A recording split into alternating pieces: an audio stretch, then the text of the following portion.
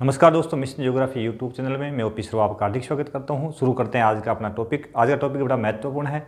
बीएसईआर प्रायोगिक परीक्षा 2023 जो ज्योग्राफी की प्रैक्टिकल परीक्षा होनी है उसके संदर्भ में, क्योंकि बोर्ड से नोटिफिकेशन जारी हो चुका है, मॉडल पेपर जारी हो चुका है।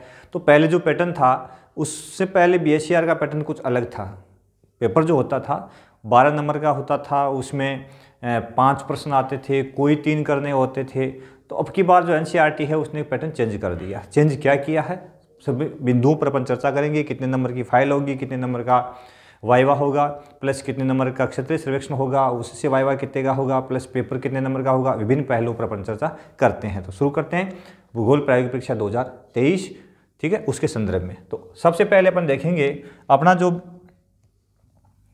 सिलेबस है वो क्या रहेगा, उसकी बात अपन यहाँ करेंगे, ठीक है। तो सिलेबस की बात यदि अपन करें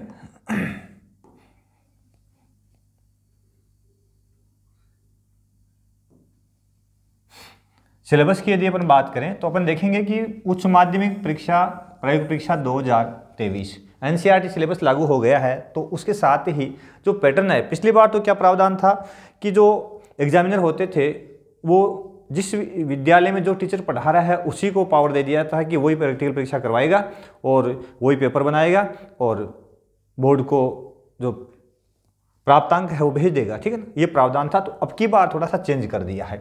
अभी बार एक्सटर्नल है और जिला शिक्षा अधिकारी जो होता है उसको पावर दिए हैं कि जिला शिक्षा अधिकारी अपने जिले में एक्सटर्नल की नियुक्ति करेगा। हो सके जहाँ तक एक्सटर्नल है वो सरकारी कर्मचारी होगा, यानी ज्योग्राफी लेक्चरर ही होगा और वो एग्जाम करवाएगा, ठीक है। तो प्रत्येक विद्यालय में एक्सटर्नल जो है वो एग्जाम लेने के लिए आएगा। तो पेपर होगा कैसे, एनसीईआरटी में किस तरह का पैटर्न रहेगा, कौन कौन से चैप्टर से कौन से प्रश्न आएंगे, खूब सारे बिंदु थे और बिल्कुल सस्पेंस था जब तक बोर्ड ने अपना जो नोटिफिकेशन वो जारी नहीं किया प्रैक्टिकल संदर्भ में। तो कई न्यूज़ जो थी भ्रांतियों के रूप में थी। अब जो पैटर्न जारी हो चुका है तो देखते हैं पाठ्यक्रम किस रूप में रहेगा। यानी 30 नंबर का प्रैक्टिकल होता है, ये अपने को पता है कि 30 नंबर पूर्णांक होंगे इस प्रैक्टिकल के, ठीक है। 4 घंटे प्रायोगिक समय रहेगा। प्रायोगिक परीक्षा जो होगी उसमें टोटल 4 घंटे लगेंगे, जिसमें से 2 घंटे का पेपर होगा।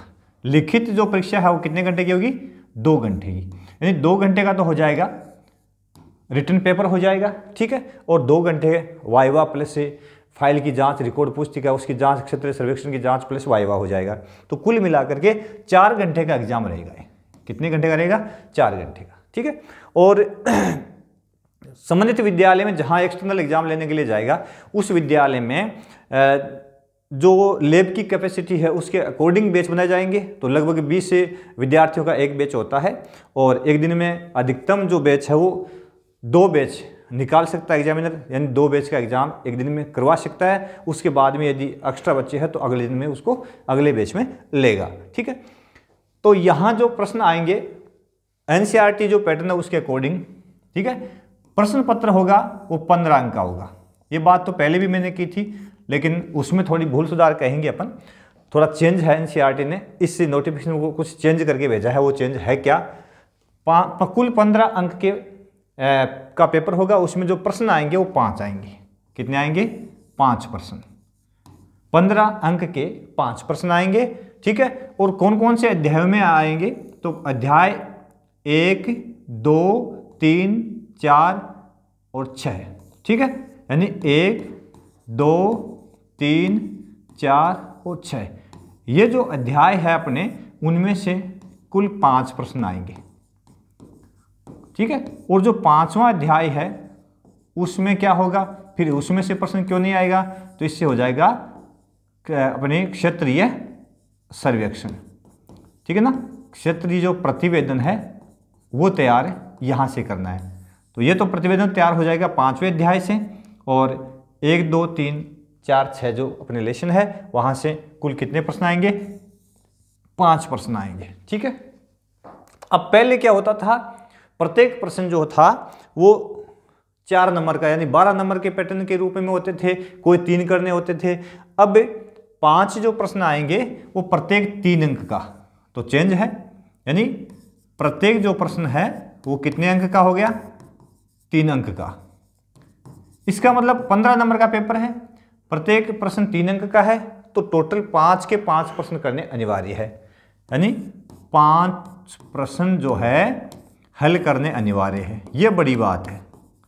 एनसीईआरटी अकॉर्डिंग ये थोड़ा सा चेंज जो हुआ है वो थोड़ा अलग हुआ है कि 5 के 5 प्रश्न हल करने अनिवार्य है। ये थोड़ा सा प्रैक्टिकल को यहाँ कहें डिफिकल्ट कर दिया, क्योंकि पहले 3 ही प्रश्न हल करने होते थे, पहले 3 ही प्रश्न हल करने होते थे, ठीक है ना। तो पहले 3 ही होते थे, लेकिन अब ये पैटर्न ना होकर के 5 प्रश्न है और सभी को हल करना है। यह एक अलग बात आ गई, समझ गए। उसके बाद में किस पार्ट से कौन सा प्रश्न आएगा ये अपन देखेंगे कि जो प्रत्येक पार्ट है उससे लेसन से जो अध्याय जो है अपना वहां से प्रश्न उठाया जाएगा। पहला प्रश्न पहले पार्ट से आंकड़े, स्रोत और संकलन जो चैप्टर है अपना वहां से पहला प्रश्न आ जाएगा, ठीक है ना। वो पहला प्रश्न जो है पहले पार्ट से ही आ जाएगा। दूसरा चैप्टर अपना है आंकड़ों का प्रक्रमण, तो यहां से भी जो प्रश्न है वो लिया जाएगा किसका, स्टैटिक का।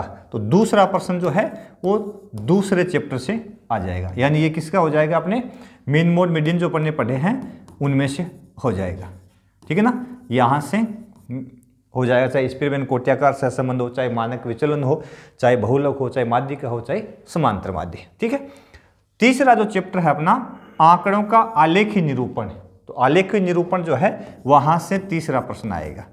आलेखी निरूपण में चाहे अपने से दंडारेख बनवा लें या अपने से थीमेटिक मानचित्र बनवा लें, ठीक है, जनसंख्या को दर्शाने के लिए कुछ बनवा लें, पवन प्रवाह आरेख बनवा लें, जो भी है आलेख निरूपण बताएंगे आपको किस रूप में इनको। तो यहां से प्रश्न आएगा तीसरे वाला, ठीक है ना। तो तीसरा प्रश्न, उसके बाद में है चौथा प्रश्न जो है वो चतुर्थ अध्याय में, और इसमें है आंकड़ों का प्रक्रमण मानचित्र में कंप्यूटर अनुप्रयोग, मानचित्र में कंप्यूटर अनुप्रयोग। तो यह चतुर्थ प्रश्न जो है यहां से लिया जाएगा, ठीक है। और 5वें लेसन से कोई प्रश्न नहीं आएगा, 6वें लेसन से प्रश्न आएगा GIS वाला। 5वां प्रश्न किस अध्याय से आएगा, 6वें अध्याय से आएगा। एक GIS जो जियोग्राफिकल इंफॉर्मेशन सिस्टम है, भौगोलिक सूचना तंत्र है, वहां से ये प्रश्न पूछा जाएगा, समझ गए। तो कुल मिलाकर के 5 प्रश्न पूछे जाएंगे, और 1, 2, 3, 4 और 6 का जो लेसन है उस वहां से ये प्रश्न पूछे जाएंगे। 5वां जो अभ्यास है अपना वहां से क्षेत्रीय सर्वेक्षण होगा, ठीक है ना। उसके बाद में आगे है अभिलेख पुस्तिका, यानी रिकॉर्ड बुक। आपकी जो रिकॉर्ड बुक है उसकी यदि अपन बात करें तो रिकॉर्ड बुक जो अपनी होगी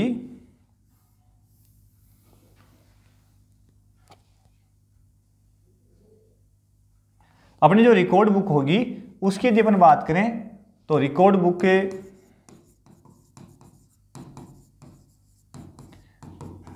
8 अंक की होगी। आपने जो कार्य किया है बहुत ही शुद्ध और सुंदर किया है, तो आपको पूरे 8 नंबर उसमें मिल जाएंगे।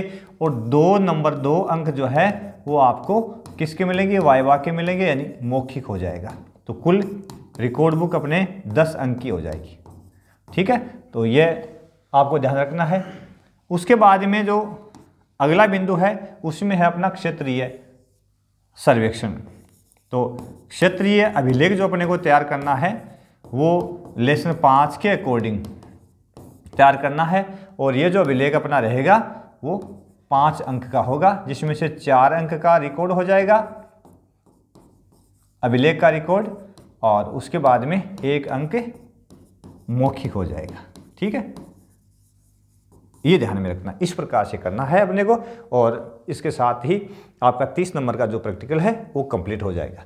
अब ये जो क्षेत्रीय सर्वेक्षण है, अभिलेख जो बनाना है 5 अंक का, इसमें किन किन बिंदुओं पर इसको बनाना है, तो इसको देखने के लिए अपने अभ्यास जो 5 है अपना, उस अभ्यास 5 में टॉपिक दे रखे हैं, और उन टॉपिकों के बेस पे ही अपने को इसको तैयार करना है, ठीक है।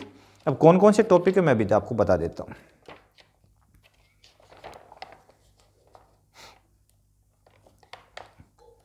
अभ्यास 5 में अपने जो टॉपिक है उनके बेस पे अपने को ये बनाना है।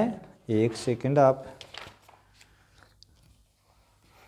तो अपने को किन किन बिंदुओं पर क्षेत्रीय सर्वेक्षण रिपोर्ट तैयार करनी है, तो इसके लिए अपने पास में टॉपिक दे रखे हैं। अध्याय 5 में टॉपिक है, इसमें है जैसे भूमिगत जल की स्थिति में परिवर्तन, यानी अपन देख रहे हैं भूमिगत जल का स्तर गिर रहा है, ठीक है ना, जल की स्थिति में परिवर्तन, एक तो ये टॉपिक है। तो जब भूमिगत जल जो है वो डाउन हो रहा है, तो क्यों हो रहा है, कहाँ हो रहा है, किस रूप में हो रहा है, किन कारणों से हो रहा है, कैसे निराकरण किया जा सकता है, निम्न बिंदुओं पर एक अपने को प्रलेख तैयार करना है, ठीक है। पर्यावरण प्रदूषण बड़ी समस्या है, तो पर्यावरण प्रदूषण के लिए कौन कौन से मुद्दे हैं, ठीक है ना, कौन से कारक उत्तरदायी है और कैसे उनको दूर किया जा सकता है। तीसरा, मृदाक्षरण बड़ी समस्या है, तो मृदाक्षरण किन कारणों से होता है और कैसे इस मृदाक्षरण को रोका जा सकता है, तो ये भी एक महत्वपूर्ण बिंदु है, ठीक है। उसके बाद में अगला बिंदु है गरीबी, तो गरीबी एक बड़ा महत्वपूर्ण बिंदु है। तो इसके संदर्भ में गरीबी क्यों है, किस रूप में है और किन कारणों से है, दूर करने के लिए कौन कौन से उपाय हो सकते हैं, ये कुछ 4-5 बिंदु लेकर के आप इस पर अपना प्रलेख तैयार कर सकते हैं, ठीक है। उसके बाद में सूखा व बाढ़, सूखा व बाढ़, ठीक है। तो इसके ऊपर अकाल क्यों है, सूखा क्यों पड़ता है, या किन क्षेत्रों में बाढ़ आती है तो क्यों आती है, किन कारणों से आती है, कैसे उसको अपन रोक सकते हैं, ठीक है। उसके बाद में ऊर्जा प्रत्यय, ऊर्जा के संदर्भ में अपने पास में क्या स्रोत हो सकते हैं और कैसे कौन कौन से ऊर्जा के स्रोत अपने क्षेत्र में उपलब्ध है और किस प्रकार से उनको आगे तक अपन यूज कर सकते हैं। और 7वां बिंदु जो है वो है भूमि उपयोग सर्वेक्षण, भू उपयोग सर्वेक्षण, ठीक है। तो भूमि उपयोग सर्वेक्षण जो अपना है,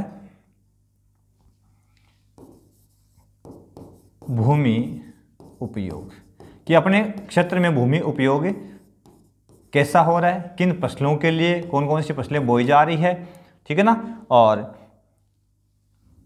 किन किन क्षेत्रों में किस तरह की फसल हो रही है उसके लिए, या फिर जो अपने सांस्कृतिक जो स्ट्रक्चर है उसके लिए हो रहा है। तो भूमि का उपयोग किस रूप में है, किन किन रूपों में कितनी भूमि यूज हो रही है उसके बारे में। तो कुल मिलाकर के इन 7 बिंदुओं से कोई भी एक बिंदु आप लेकर के उस पर अपने कम से कम 5 से 6 पेज का जो सर्वेक्षण रिपोर्ट है, अभिलेख रिपोर्ट है, वो तैयार, क्षेत्रीय अभिलेख जो है वो तैयार कर सकते हैं और ये अपने 5 नंबर का रहेगा, ठीक है। 4 का तो ये सर्वेक्षण हो जाएगा, इसी में से 1 नंबर जो है वो मौखिक हो जाएगी, ठीक है। तो इस प्रकार से ये अपना सर्वेक्षण का कार्य आपको करना है, क्षेत्रीय सर्वेक्षण रिपोर्ट तैयार करनी है। तो इस प्रकार से 30 अंक का ये प्रश्न पत्र होगा, ठीक है।